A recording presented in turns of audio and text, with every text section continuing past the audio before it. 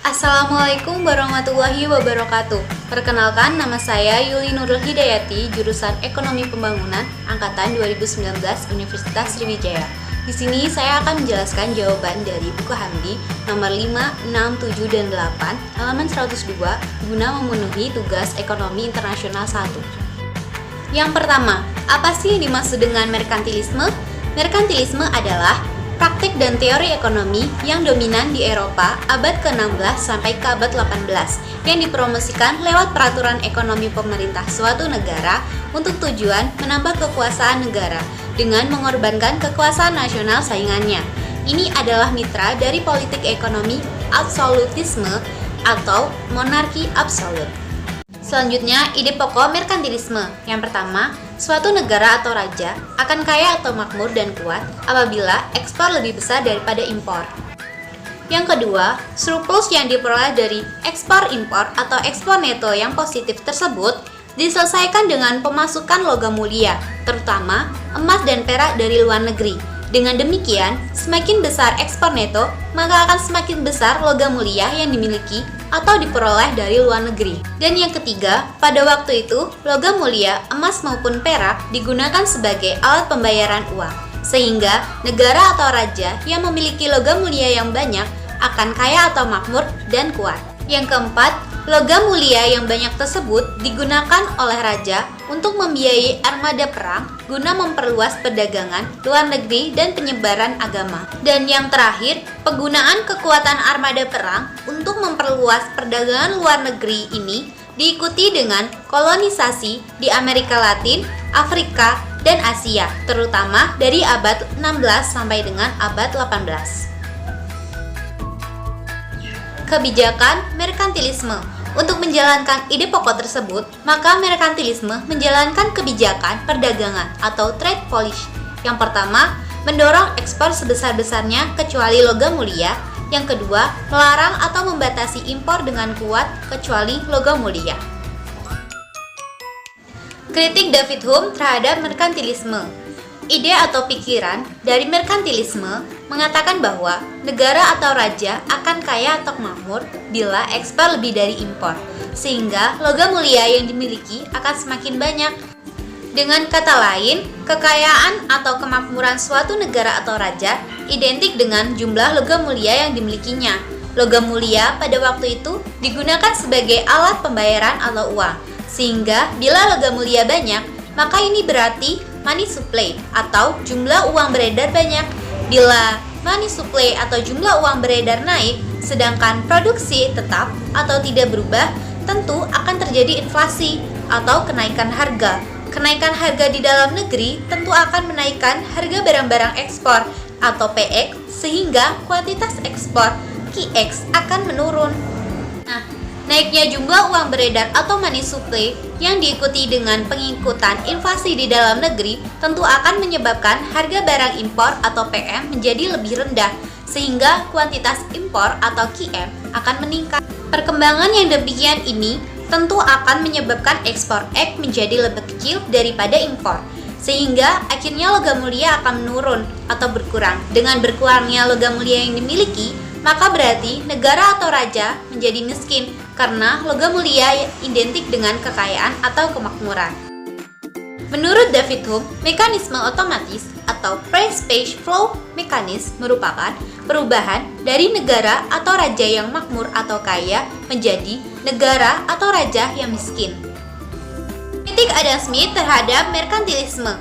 Berdasarkan price page flow mekanisme dari David Hume, Adam Smith mengkritik merkantilisme berdasarkan pendapatnya, yang mana ukuran kemakmuran suatu negara bukanlah ditentukan oleh banyaknya logam mulia yang dimilikinya, melainkan kemakmuran suatu negara ditentukan oleh besarnya GDP dan sumbangan perdagangan luar negeri terhadap pembentukan GDP negara tersebut. Untuk meningkatkan GDP dan perdagangan luar negeri, maka pemerintah harus mengurangi campur tangannya sehingga tercipta perdagangan bebas atau free trade. Nah, dengan adanya free trade akan menimbulkan persaingan atau kompetisi semakin ketat. Hal ini akan mendorong masing-masing negara untuk melakukan spesialisasi dan pembagian kerja internasional dengan berdasarkan kepada keunggulan absolut atau absolute advantage yang dimiliki masing-masing negara. Spesialisasi atau pembagian kerja internasional yang didasarkan kepada absolute advantage akan mengacu meningkatkan produktivitas dan efisiensi sehingga terjadi peningkatan GDP dan perdagangan luar negeri atau internasional.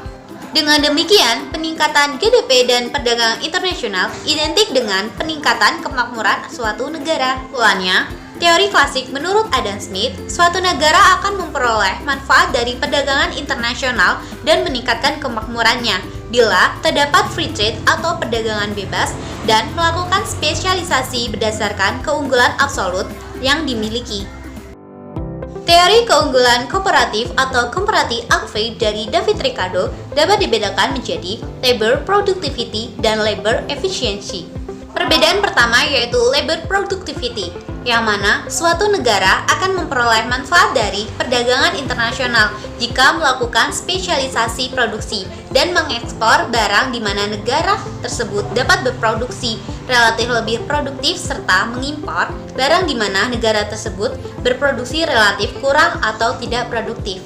Labor efficiency, yang mana suatu negara akan memperoleh manfaat dari perdagangan internasional jika melakukan spesialisasi produksi dan mengekspor barang di mana negara tersebut dapat berproduksi relatif lebih efisien serta mengimpor barang di mana negara tersebut berproduksi relatif kurang atau tidak efisien. Contoh data perhitungan labor productivity. Tenaga kerja Indonesia lebih produktif dibandingkan tenaga kerja Cina dalam produksi gula 6/3 kg daripada produksi kain 5/4 meter. Hal ini akan mendorong Indonesia untuk melakukan spesialisasi produksi dan ekspor gula. Dengan melakukan spesialisasi produksi dan ekspor gula ke Cina sebanyak 1 kg akan diperoleh 6/5 meter sutra, sedangkan di dalam negeri hanya dinilai dengan 3/4 meter sutra. Jadi, Indonesia memperoleh keuntungan 6/5 meter dikurang 3/4 meter sama dengan 9/20 meter sutra. Sebaliknya, tenaga kerja Cina lebih produktif dibandingkan tenaga kerja Indonesia dalam produksi kain 4/5 meter daripada produksi gula 3/6 kg, sehingga mendorong Cina untuk melakukan spesialisasi produksi dan ekspor kain. Dengan melakukan spesialisasi produksi dan ekspor kain ke Indonesia sebanyak 1 meter akan diperoleh 4/3 kg gula, sedangkan di dalam negeri hanya dinilai dengan 5/6 kg. Jadi, Cina memperoleh keuntungan 4/3 kg dikurang 5/6 kg sama dengan 3/6 kg atau 1/2 kg gula. Berdasarkan perbandingan labor efficiency tersebut, dapat dilihat bahwa tenaga kerja Indonesia lebih efisien dibandingkan tenaga kerja Cina dalam produksi 1 kg gula 3/6 hari kerja daripada produksi 1 meter kain 4/5 hari kerja. Hal ini akan mendorong Indonesia melakukan spesialisasi produksi dan ekspor gula. Sebaliknya, tenaga kerja Cina ternyata lebih efisien dibandingkan tenaga kerja Indonesia dalam produksi 1 meter kain 5/4 hari kerja daripada produksi 1 kg gula 6/3 hari kerja. Hal ini mendorong Cina melakukan spesialisasi produksi dan ekspor kain. Cukup sekian video dari saya. Saya mohon maaf apabila banyak kesalahan karena di sini saya masih belajar. Semoga video saya bermanfaat bagi teman-teman semua. Saya akhiri. Wassalamualaikum warahmatullahi wabarakatuh.